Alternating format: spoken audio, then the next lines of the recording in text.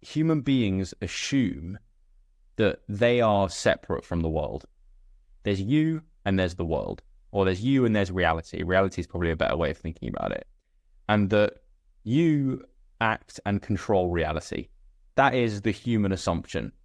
And his argument is that that's wrong, because you are an aspect of reality. The same way that a tree is, or a spider in your bathroom, or the clouds in the sky, or the grass on my neighbor's lawn. We are all just part of reality like that. But because you have a human consciousness, a human ego, you have a sense of self, you have a sense of experience, you feel like you're separate from everything going on around you, there's this illusion that there's you and reality, whereas you are reality, like everything else going on. And the belief that comes with that is then you don't really have control of what's going on. The only thing you have control over is your awareness of the present moment and the events that are flowing through you. And the classic things that people think about, like, you know, the past and future are just illusions and all we have is right now. But his argument is you are reality experiencing itself in the present moment. And that's a sick sentence to think about. And he also said that one of the biggest sources of like human distress and frustration and mental health problems is, and this is like the exact phrasing he uses, is we try and grasp onto reality. We try and grasp onto life. We try and control things. We try and make tomorrow exactly how we want it to be, or the next 10 years, or today, right? We try and force our actions and our thoughts and our feelings to be a certain way, right? Grasping onto reality tightly, when we should just let go and let life be what life is, because we are just a part of life, just as the sun shines and the trees grow. We are the same thing. And with that, the way to awaken and enter a state of Zen, or be one with Zen, is to be in the reality, not trying to control it and thinking that you're a separate thing. Be the reality that you are. So obviously that's a very extreme way of viewing the world. And I think there is truth in it. It feels like there is truth in it. But the pathway I'm using to apply this stuff to my life is with a bit of a balance. So I'm actually going to put this in a video that's going to come out over the next week or so. But I agree with his argument that we are just a part of reality, and maybe we don't have true control about what happens. But what I argue back is that that's not how life feels. Life feels like what we do matters. We do have an experience. We are living out a kind of narrative, a kind of story. So you need to have a balance point, right? And I put it in the same context as the drill sergeant and the Alan Watts character, right? The drill sergeant wants to completely control his actions and control his future. The Alan Watts character just wants to float around and meditate and be aware in the present moment. Where's the middle line between that? And I think the middle line is you try really hard in life, you do things to the best of your ability, you put in effort, and then you let go of outcome. We talked about it a lot before, but it's like clarifying that in my brain, as that's like the Zen way of approaching things.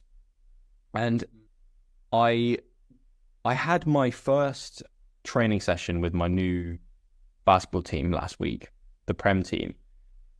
And I didn't necessarily play bad, but I didn't necessarily play good. Like, I know that I can do so much better than I did in that session. And the reason I didn't play well is because I wasn't taking it from the approach of Zen. I was grasping at that training session as much as I possibly could. I was trying so hard to perform well, to impress new players or to integrate myself into the team and be respected, that in doing so, I took myself out of the present moment. And I was I was overplaying in the way that I made moves on the court and the way that I made decisions, to the point that you're thinking so much about the decision that you don't make the right decision.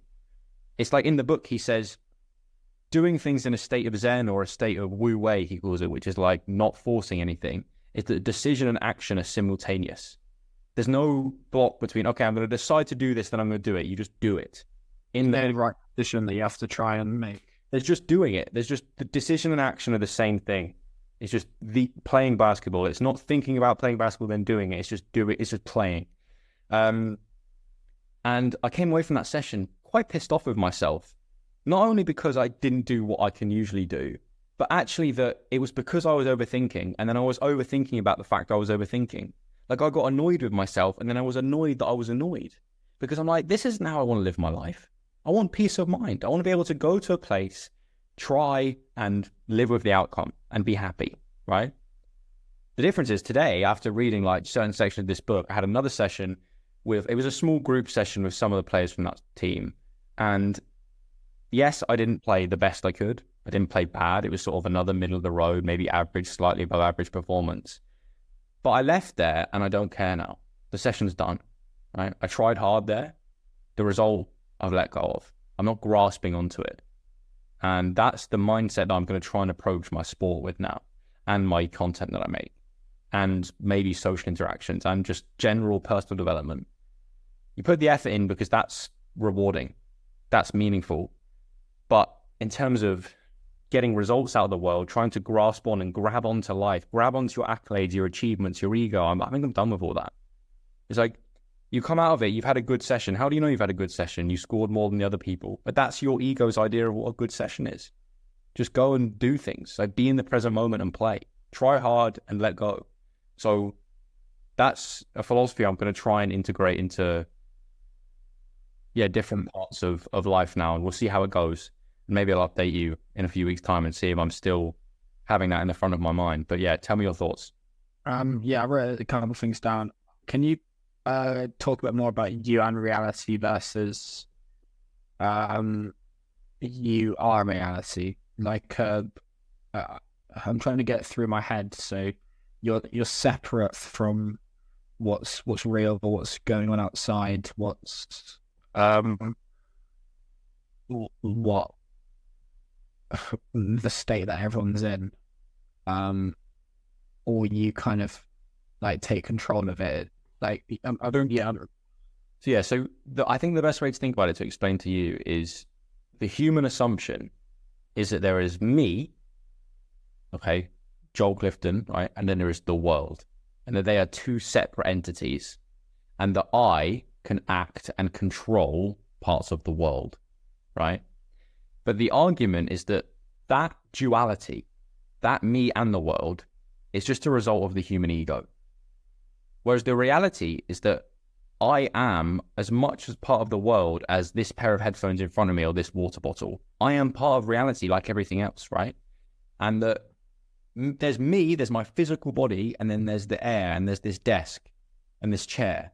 But the way that my body then makes contact with my clothes and make contact with the chair is just the same way that a tree makes contact with the soil, and then the leaves make contact with the tree. It's all just part of whatever the hell's going on of life. And there isn't this big separation between you and life. You are life just as much as anything else. Does that make a bit more sense? About the law of one. That was called. There is just reality, and you are a conscious part of it. And that's what makes it interesting, is that you are aware that you're alive. But if you weren't aware that you were alive, you would just be like the birds in the trees. Okay, so you're a part of it rather than it being a thing that you sort of can control or experience. Like, you are just a part of reality experiencing itself. Like, imagine if a tree became conscious and then decided that it was no longer part of the outside world. You'd look at the tree and go, what are you on about? You're part of the world. Well, that's the same for you. I mean, obviously I'm still like a student of this stuff and I'm learning about it, but that's what I've gathered from this. Yeah, that's another. Yeah, no, that means kind of we're all the same worth, and we're all kind of coming together we're all in it together. Or not. There isn't as much ego. There's no ego at all. No. And I want to read you this. I want to read you two quotes from this book, and I want to see what you interpret from them. And I literally highlighted them with a green highlighter pen as I was reading, right? This is one. He sees that his grasp upon the world is his stranglehold about his own neck, the hold which is depriving him of the very life he so longs to attain. That is like your grasp upon the world, wanting everything to go in a certain way, is stopping you from experiencing the world. You want control so bad, and when you don't get it, it's killing you. Yeah, exactly. And this other quote I literally just read before we got on this call when I finished this book, and it's a long one, but I was like, I was starting to leave things out of it, but then I couldn't, right? So I read this to you. Zen is a liberation from time. For if we open our eyes and see clearly, it becomes obvious that there is no other time than this instant, and the past and the future are abstractions without any concrete reality. Until this has become clear, it seems that our life is all past and future, and that the present is nothing more than the infinitesimal hairline which divides them. From this comes the sensation of having no time, of a world which hurries by so rapidly that it is gone before we can enjoy it. But through awakening to the instant, one sees that this is the reverse of the truth. It is rather the past and future which are the fleeting illusions, and the present which is eternally real. We discover that the linear succession of time is a convention of our single-track verbal way of thinking, of a consciousness which interprets the world by grasping little pieces of it, calling them things and events. But every such grasp of the mind excludes the rest of the world, so that this type of consciousness can get an approximate vision of the world only through a series of grasps, one after the other. Thus, superficial consciousness can awaken to the eternal present if it stops grasping. Yeah, it is. It is grasps. It is. You try to envision the future, and you can't fully remember the past. So, I guess you'd rely on the proof that of who you are in the past. I mean, I kind of understand more the future is an illusion than the past.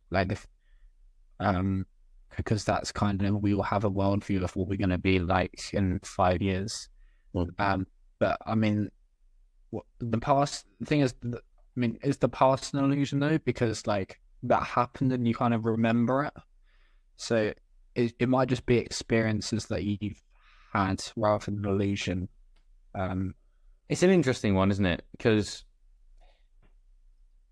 we, as human beings in our society and in our cultures, in our social groups, we use our memory of the past to sort of hold what we have together, right? If me and you couldn't remember the past and we came onto this call to have a conversation, it wouldn't be possible because I wouldn't know who you were. I wouldn't know what relationship we had. I wouldn't know why we're on a call together. I wouldn't know what the purpose of this is. It would all become vague and confusing, right? Because everything would just be new all the time. Every day, every second of every minute would be new. And that'd be quite overwhelming, that complexity. So we use the past to know, like, okay, your name's Jacob, my name's Joel, we're cousins, we're good mates, we have a podcast, we have conversations, this is what we're here to do. But is that really real, or is that just thoughts in our mind? Yes, those things have happened, we know each other, but all I am in this moment, really, on a fundamental level, is a animal making noises at another animal through a form of technology. That's what I think. Right? No. Well, it sounds, I know it sounds really weird, Jacob, and this makes me sound mental, but Joel Clifton is just an idea. The same way that Jacob Matthew is an idea. They're a collection of ideas of things that have happened in the past. If you didn't have memory, who would Jacob Matthew be? Well, it'd just be the organism that I'm staring back at via Zoom. That's what you really are. So I'm not saying you shouldn't have a sense of self. You definitely should, because to be psychologically healthy, you need that. You need a healthy sense of who you are or what you're here to do and an identity. But that's not you. That's the play in the world. The sense of self comes from the past and the future. Yeah. That's what we use the past as justification for who we say we are. Yeah, I think that maybe the solution is not to hold on to the past. There'd be a hypothetical of it, and then also hold on to the future because it might not get the way you think it is. Well, that's exactly what Alan's saying, isn't it? Don't grasp. Be here now. That you might as well assume that nothing's going to go the way it should. That nothing's going to go the way you want it to.